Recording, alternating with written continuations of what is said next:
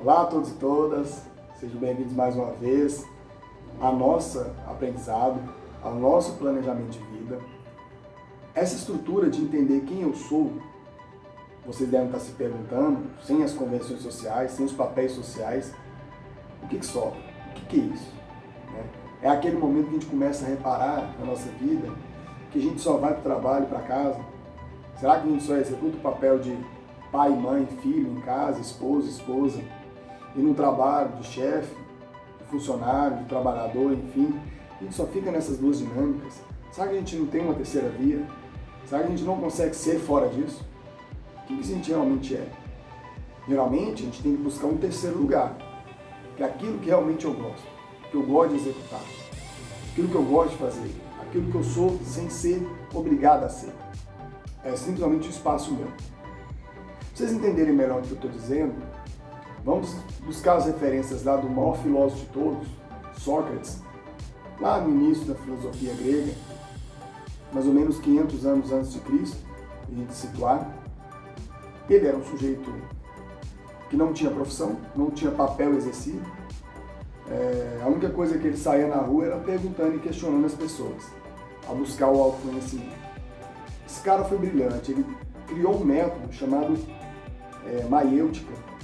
A maiêutica é uma forma da gente dar à luz, como se fosse eu vir à tona, dar o parto, buscar realmente quem eu sou internamente. E ele criou uma forma simples de fazer isso. É só que, primeiro, saber que nada sei e conhecer a ti mesmo. Primeiro que para conhecer a mim mesmo, eu tenho que saber que eu não sou possível saber tudo.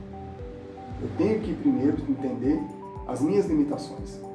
Eu tenho que entender também, buscar tirar todas as convenções que me cercam, esvaziar a minha xícara. Eu tenho que entender muitas vezes que as perguntas é que levam mais longe do que as respostas. O fato de eu saber fazer perguntas é melhor do que eu respondê-las. Porque quando eu pergunto, eu vou esvaziando dos meus questionamentos. Eu vou entendendo realmente que no final eu não sei nada. E isso me suaviza. Eu paro de querer ser o que eu não sou. Só para vocês entenderem, teve um episódio muito interessante que aconteceu com Sócrates, que está descrito no livro Banquete. O Banquete que foi escrito por Platão. Só para vocês entenderem quem foi Sócrates, assim como Jesus, nós temos algumas semelhanças que a gente pode falar.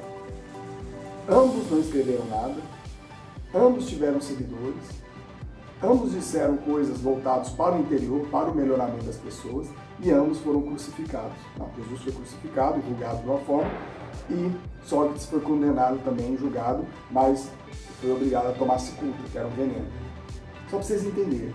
Então, como que a gente sabe sobre Sócrates? Através de Platão. Assim como a gente sabe de Jesus através dos apóstolos que escreveram ali em sua trajetória.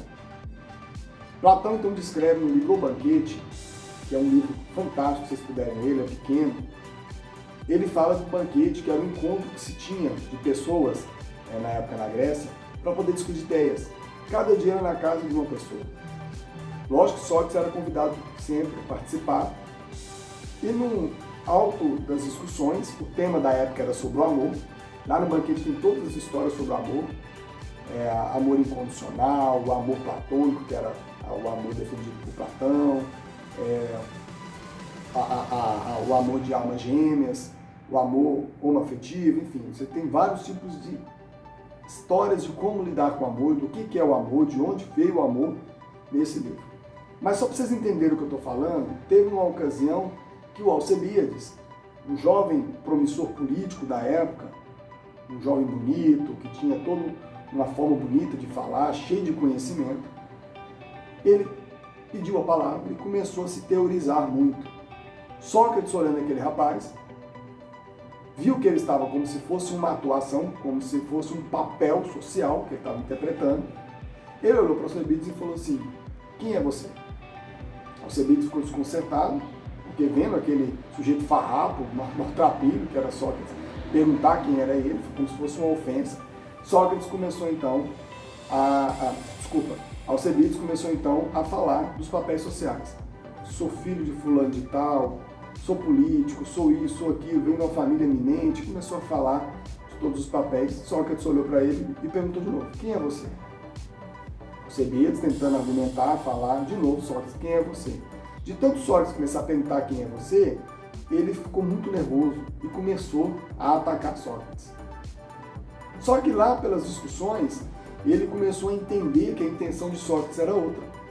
E ele começou a desmascarar, ele começou a tirar esses papéis dentro de si. E começou a se revelar como uma pessoa que precisava de um guia, que estava se sentindo inseguro. E foi aí que ele pediu para Sócrates ser o seu guia, para ele tentar entender quem ele era mesmo. Geralmente é como se fosse isso mesmo. Camada de cebola, você vai tirando os seus papéis, porque são crenças, julgamentos, verdades que você criou para você ou que puseram em você que não é fato.